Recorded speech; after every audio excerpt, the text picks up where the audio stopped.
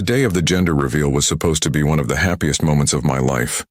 Friends and family gathered in our backyard, smiling, laughing, and holding their phones up to capture the big surprise. I stood there filled with nervous excitement, believing I was about to find out whether I was having a son or a daughter. My wife looked radiant, or at least I thought so, as she clutched the large black balloon in her hands, ready to pop it. Everyone began chanting, "Pop it, pop it." I stood by her side, my heart pounding with joy. When she finally stuck the pin into the balloon, I expected a burst of pink or blue confetti, but instead small folded photographs came fluttering down, raining on the guests like cruel snowflakes. At first I thought it was some kind of joke, but then I bent down, picked one up, and my entire world stopped spinning.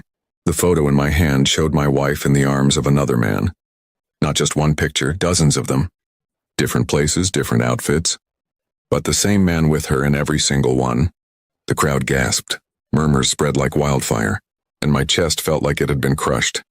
My wife's face turned pale and she dropped the pin, trembling. I looked around at our friends and families. Their shocked expressions mirrored my pain. Her parents were whispering frantically and my own mother had tears in her eyes. All I could hear was the sound of my own breathing, heavy and uneven, as my wife tried to stammer some kind of excuse. But no excuse could erase the humiliation I felt at that moment. The man in the pictures wasn't a stranger either. He was her coworker, someone she had always insisted was just a friend. I remembered all the late nights at the office, the unexplained texts, the sudden distance she put between us. In that instant, every suspicious thought I had ignored came rushing back to me with devastating clarity. She tried to grab my arm, whispering, "Please, it's not what it looks like," but her words meant nothing. The evidence was literally scattered at our feet, witnessed by everyone we loved. I pulled my arm away and stepped back, my body shaking with anger and betrayal. I felt like the whole world was watching my humiliation unfold. Silence hung heavy in the air until I finally spoke. My voice was cold and steady. "This was supposed to be a celebration. Instead, you've shown everyone the truth."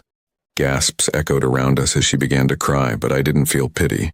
I felt rage, pure and burning, mixed with an aching sorrow. I left the backyard and went straight inside. My phone was buzzing with messages. Already, friends sending me pictures of the photos they had picked up. They couldn't believe what they saw. Neither could I. But once the truth had been revealed so brutally, I knew I could never go back. Later that night, when the guests had all gone, my wife begged me to talk. She confessed it had been going on for months, that she hadn't known how to end it, and that she was scared I would leave her. Her tears fell freely, but my heart had already hardened. She had chosen lies and betrayal over honesty, and she had done it while carrying what was supposed to be our child. I asked her one question: "Is the baby even mine?" She froze. That silence told me everything I needed to know. My hands trembled and my chest felt hollow.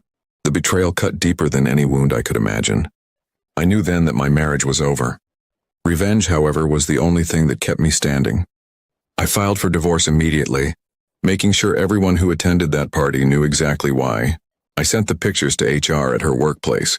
If she wanted to risk everything for her friend, then she could deal with the consequences too. Her reputation, her job, her false image of being a loyal wife, all of it collapsed just as my trust had. Friends who had admired her now avoided her. Family who once defended her no longer spoke up. She had humiliated me in the worst way possible. But in the end, the truth exposed her, not me. I held my head high and walked away from the ruins of our marriage, determined never to let betrayal blind me again. That gender reveal was supposed to mark the beginning of a new chapter in my life. In a way, it still did. The child may or may not have been mine. But one thing was certain: I was free from a life of lies. And while she sat alone with the wreckage of her choices, I moved forward, scarred but stronger, with revenge as my closure and the truth as my liberation.